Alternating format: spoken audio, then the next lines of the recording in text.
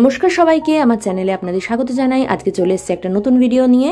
আগের দিন যে ক্রিসমাসে কেকটা বানিয়েছিলাম সেটা কেটে আর আপনাদের সাথে শেয়ার করা হয়নি, তাই আজকে দেখিয়ে দিলাম কতটা স্পঞ্জি হয়েছে। এবার চলে আসি আজকের নতুন রেসিপিতে। এদিকে দেখতেই পাচ্ছেন আমলকি নিয়ে নিয়েছি। আমলকিগুলোকে এবার সেদ্ধ বসিয়ে দিয়েছি কড়াইতে জল দিয়ে, আর ওপরে একটা জাল পাত্র নিয়ে তার মধ্যে বসিয়ে দিয়েছি। এদিকে ভাজা মশলা আমার দরকার এই রেসিপির জন্য, তার জন্য দেখতে পাচ্ছেন গোটা জিরে, গোটা ধনে, মৌরি আর জোয়ান আর কালো সর্ষে, আর এদিকে নিয়ে নিয়েছি 3টে মতন শুকনো লঙ্কা। এটাকে শুকনো কড়াইতে ভেজে নিয়ে হামানদিস্তাতে আমি গুঁড়িয়ে নেব। অনেকটা বেশি মশলা হয়েছিল তাই দুভাগে গুঁড়োতে হবে। নিয়ে এটাকে একটা কৌটোর মধ্যে আমি স্টোর করে নিয়েছি। এদিকে আমার আমলকি ততক্ষণে হয়ে গেছে সেদ্ধ। এবার বীজগুলোকে আলাদা করে নিয়ে এইভাবে ফাটিয়ে নিয়ে বীজগুলো আলাদা করে নিয়ে এবার ওটাকে একটা জায়গায় রাখলাম বাটিতে। দেন এটাকে আমি মিক্সার গ্রাইন্ডারে পেস্ট করে নিয়েছি। পেস্ট করে নেওয়ার পর এবার কড়াইতে ঘি দিয়ে ঘিটাকে গরম করব। সামান্য পরিমাণে ঘি দেবো, যতটা ভাজার জন্য দরকার, বেশি নয়, দেখতেই পেলেন। এবার ঘিটা গরম হয়ে যাওয়ার পর পেস্টটাকে দিয়ে দিচ্ছি, আমলকির পেস্ট। আমলকি শীতকালে খাওয়া খুবই উপকারী শরীরের জন্য, আমরা জানি। তো শুধুমাত্র তো সেদ্ধ ভালো লাগে না, তাই এটাকে যদি বিভিন্ন রকম আইটেম করে খাওয়ানো যায়, বয়স্ক থেকে ছোট বড় সবারই ভালোও লাগবে, স্বাদে তেতো তেতো লাগবে না বা টকটক লাগবে না, আবার এদিকে শরীরের জন্য সেটা খুব উপকারী হবে। তো দেখে নিন আজকের রেসিপিটা, এটাও আপনারা বাড়িতে বানিয়ে সবাইকে খাওয়াতে পারেন। এবার এখানে আমি ভেলিগুড় আনিয়ে রেখেছিলাম, সেই ভেলিগুড় থেকে অল্প পরিমাণে যতটা আমার দরকার এই আমলকির জন্য ততটা নিয়ে নিলাম। নিয়ে এবার ভালোভাবে এটাকে মিক্সড করছি। এটা মানে কড়াইতে যতক্ষণ এরকম ভাজা হবে ততক্ষণ দেখবেন একটা কালার, একটা টেক্সচার আসবে দারুণ।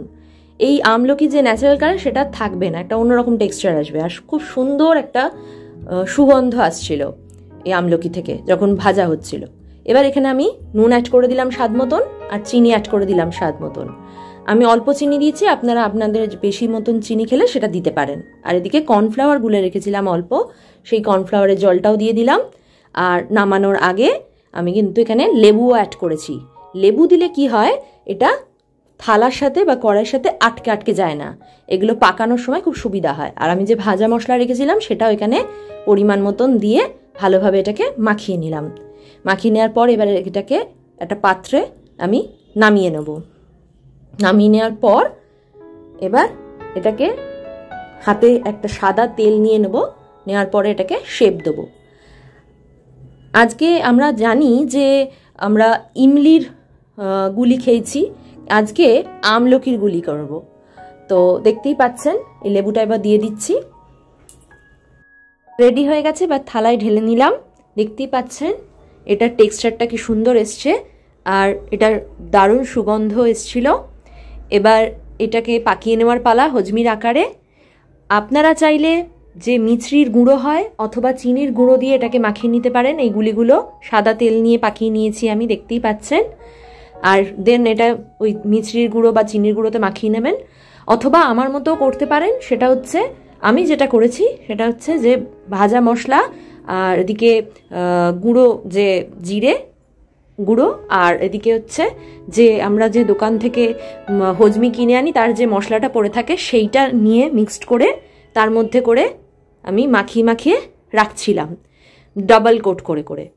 আপনারা চাইলে কিন্তু মিষ্টি যদি খান তাহলে মিষ্টি দিয়ে করবেন, আর যদি একটু টক ঝাল পছন্দ করেন তাহলে এইটা করতে পারেন। এটা একটু টক ঝাল স্বাদের হয়। দেখতেই পাচ্ছেন কি সুন্দর দেখতে হয়েছে, খেতেও দারুণ হয়েছিল। আপনারাও এটা বাড়িতে বানান। দেখা হবে খুব শিগগিরই আমার সাথে আরেকটা নতুন ভিডিওতে। ততদিন ভালো থাকুন, সুস্থ থাকুন, আমার ভিডিও দেখতে থাকুন। ধন্যবাদ।